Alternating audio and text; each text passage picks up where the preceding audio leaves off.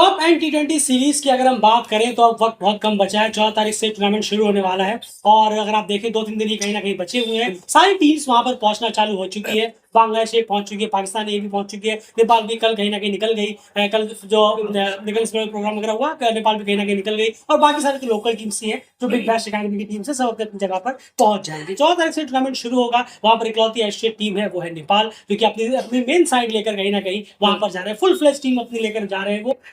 Bowlers हो, pacers हो, spinners हो, ऑलराउंडर हो, बैट्समैन हो, विकेट कीपर्स हो, सब उनके प्राइम जा रहे हैं। लगभग वही टीम जो हमें टी20 वर्ल्ड कप में भी देखने को मिल सकती है, माफ कीजिएगा एशिया ये क्वालिफायर में देखने को मिल सकती है। एक आध चेंजेस को हटाकर अगर एक आध चेंजेस होते हैं तो फिर तो सबसे इंपॉर्टेंट चीज देखिए, सबसे इंपॉर्टेंट चीज ये है कि ये वीडियो किस बारे में है। एशिया ईएपी क्वालिफायर जो है वो है अवे, वो है अवे में।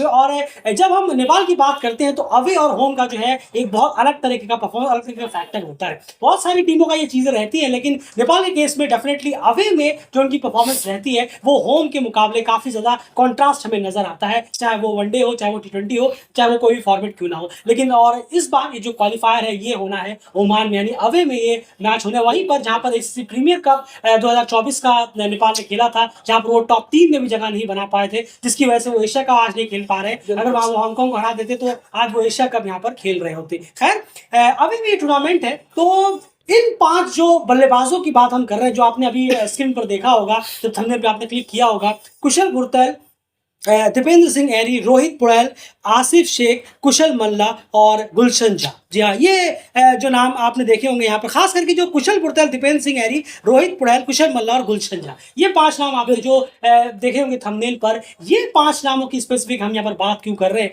कि इन 5 प्लेयर्स को इस टॉप एंड टी20 में सबसे ज्यादा नजर अगर बल्लेबाजों में किसी पर रहेगी तो यही वो 5 प्लेयर रहने वाले हैं। क्यों, आपको इस वीडियो में कहीं ना कहीं बताने की कोशिश करते हैं। देखिए, एशिया ईएपी जो है वो अवे में टीम को खेलना है और अवे में 2021 से अगर हम उठाएं, 2000 रिसेंटली उठाएं, इतना पीछे ना जाए, 2021 से लेकर अब तक अवे में जाकर सबसे ज्यादा मैच विनिंग गेम्स में, जीतने वाले मैचेस में जो कंट्रीब्यूशन दिया है जिन बल्लेबाजों ने, एंड उसकी लिस्ट आप कुछ प्रेजेंट करेंगे तब बहुत कुछ क्लियर हो जाएगा इससे। बिल्कुल, अगर हम देखें तो जो कुशल भुरतैल के नंबर जो रहे हैं वो 19 इनिंगों में 674 रन और 44.93, जी हाँ 44.93 का उनका बैटिंग एवरेज रहा है अवे में रन करते हुए विनिंग कॉस्ट। जब भी नेपाल जीती है तो उनका तो सबसे ज्यादा कंट्रीब्यूशन जो है वो कुशल गुरतैल ने दिया है टी20 आई में 2021 से अगर हम बात करें। जी हाँ, वहीं पर अगर हम बात करें तो फिर दीपेंद्र सिंह एरी आते हैं। 18 इनिंगों में 522 रन 43.50 की एवरेज के साथ उन्होंने अवे में विनिंग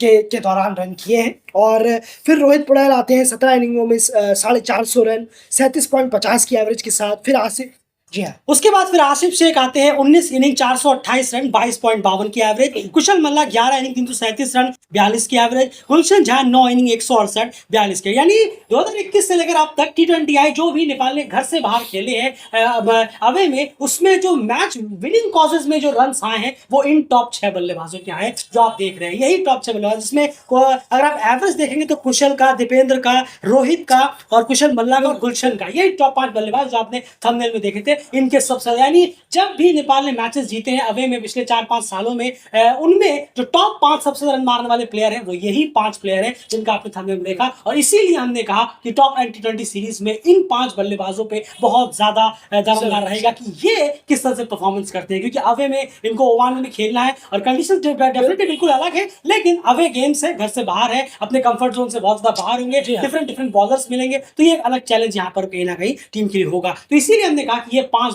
बल्लेबाज कितना इंपॉर्टेंस रखते हैं ये आप खुद देख सकते हैं कि टीम जब ये इस 5 बल्लेबाजों में से 3 या 4 नहीं चलते तो डेफिनेटली नेपाल हारता ही हारता है। तो इसीलिए जरूरी है कि टॉप एंड में एक अच्छी परफॉर्मेंस देकर जाएं 5 बल्लेबाज, ताकि एक अच्छे कॉन्फिडेंस में रहे वो जब वो वेस्ट इंडीज खिला और उसके बाद एशिया ईएपी में जब ये मैदान में उतरे। अब इसी स्टैट्स को थोड़ा और इंटरेस्टिंग बनाते हैं। आप इसमें सोच रहे होंगे कि कुशल मल्ला की एक सेंचुरी तो मंगोलिया के खिलाफ आई थी, 37 रन, उनका एवरेज और गिरेगा। दीपेंद्र की भी कई सारी जो कुछ इनिंग्स हैं जो वो टी20 आई स्टेटस टीम्स के खिलाफ आई है। चलिए एक और फिल्टर इसमें मारते हैं। अब हम लास्ट 2021 के बाद से विनिंग कॉजेज में आप उन टीमों के खिलाफ देखते हैं जो या तो फुल मेंबर हो या ओडीआई एसोसिएट की टीम, उनके खिलाफ जब नेपाल ने खेला अवे में जाकर तो मैच विनिंग कॉज में किसके सबसे ज्यादा रन है, एंड वो लिस्ट क्या कहती है सर? बिल्कुल, उसमें देखें तो यहाँ पर भी हमें एक सिमिलर नेम दिखाई दे रहे हैं, कुशल भुरतैल, जो 10 इनिंगों में 329 रन और 47 का एवरेज उनका है। फिर दीपेंद्र सिंह ऐरी 8 इनिंगों में 188 रन, 47 का एवरेज उनका भी है। फिर आसिफ शेख 9 इनिंगों में 175 रन, 19 का एवरेज। फिर आरिफ 6 इनिंगों में 127 रन, 32 के अराउंड का एवरेज है। फिर रोहित पटेल आ जाते हैं 6 इनिंगों में 120 रन, 24 के अराउंड का उनका एवरेज है। कुशल मल्ला 4 इनिंगों में 93 रन, 93 रन, 31 के तकरीबन उनका एवरेज रहता रहा है। विनिंग कॉजेज में फुल मेंबर और ओडीआई एसोसिएट टीमों के खिलाफ जीत के जी हाँ। अगर हम मौकों पर देखें। फिर गुलशन झा है 4 इनिंगों में 68 रन उन्होंने बनाए हैं और 34 के एवरेज से विनिंग कॉज में अवे में। बिल्कुल, तो यहाँ पर एक चीज आप क्लियर देख रहे होंगे, जैसे हमने T20I स्टेटस की वाली जो टीम्स के खिलाफ जो परफॉर्मेंसेस है वो हटा दी 2021 के बाद से नेपाल के खिलाफ हटा दी, तो कुशल बुरतेल और दीपेंद्र सिंह ऐरी के अलावा सबके एवरेज जो है वो धड़ाम से नीचे गिरे हैं। यहाँ आपको क्लियरली दिख रहा होगा।